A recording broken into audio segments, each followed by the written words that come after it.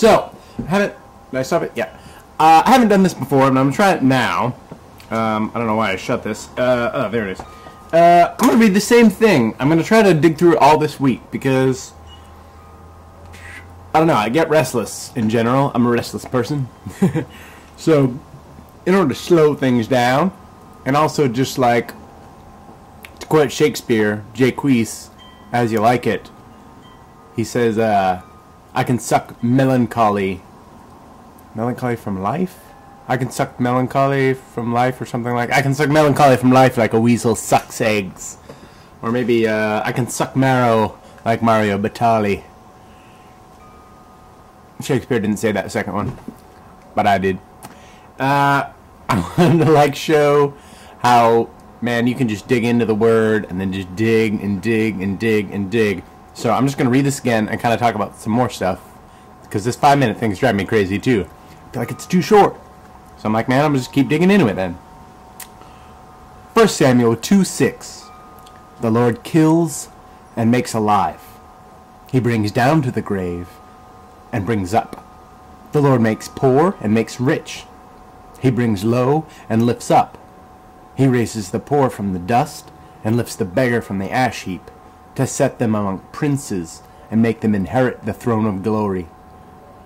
For the pillars of the earth are the Lord's, and he set the world upon them. He will guard the feet of his saints, but the wicked shall be silent in darkness.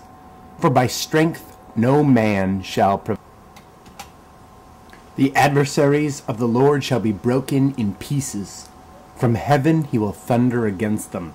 The Lord will judge the ends of the earth. He will give strength to his king and exalt the horn of his anointed. Now, another thing that this drew me towards, other than what I was yakking about yesterday and being dancing in tempo with God, and then being out of tempo and learning to just let God lead, which is hard for us. It's the last thing we want to do. This also drew me in a very like sweet way to the whole thought about, I always have trouble sometimes when people are like, oh, everything is good, everything is perfect, everything is as it should be. And I'm like, nah, but it doesn't seem that way. So then to say that seems a fallacy, because you look around and you're like, oh, really? We're all supposed to be, like, 3 out of 4 women in the Congo are supposed to be raped? Like, I don't know if you mean that in the way that you're saying it. But this, and the sovereignty of God in general, like a contemplation, a meditation, a prayerful approach to it, has actually been helping me with that a little bit, in that God says all things work to the glory of God. God makes all things work to the glory of God. Are all things right now working to the glory of the God in ways that we can see? Heck no. There's so much stuff on the face, scattered across the face of the earth, that seems quite not cool, right? Am I right? I'm right. And indeed, like, leads our heart to mourning.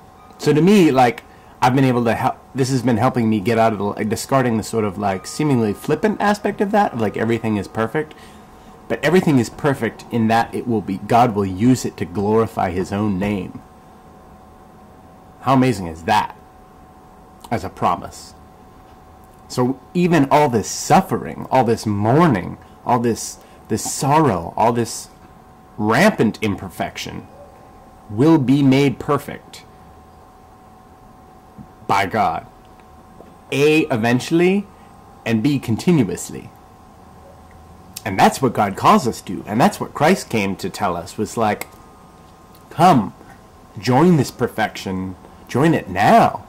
Why wait to the end? When this is all over, there won't be any more time. So begin now. Come and surrender. Turn from yourself. Surrender all this. Surrender this earth. Surrender this dust. Surrender your lusts and desires. Turn to me. Say you're sorry, because you're an F-up. Turn to me. Come to me. I offer myself in love and in sacrifice. I literally came to die for you. I'm the Son of God. I am God. And I came to die for you. Come, join my perfection. Even in that, even in the destruction of the divine and the destruction of someone who came to say, suffer the children unto me, cast away, sell all that you own and follow me. Love one another, love your enemy as yourself. Love the Lord your God with all your heart. Spoke of love beyond love. Love beyond la la la love. Love of like powerful love. I see what you need. I'm here to give you what you need. And was torn to bits, slashed to bits, crucified, stabbed, mocked. For us. That's brutal. You're like, what could be perfect about that? But even that God used to bring about his perfection and the perfection of his loving covenant. I mean, that's amazing. So yes, even though things, suffering and bounty alike, he is using to perfect you. If you fall on your face and say, Lord, take me. I lay all my burdens down. I lay all this gunk down, all this doubt down. I fall upon you. And he works all to the good of those who serve him, to his glory, good and bad. So there's no way we're going to be like, oh, this is great all the time. But it's in his hands, all of it, darkness and light. All is set in the grand arc. All is made clear and will be made clear. Anyway, that's giving me a great deal of comfort, and I hope it helps you. Amen? Selah. Holler at me.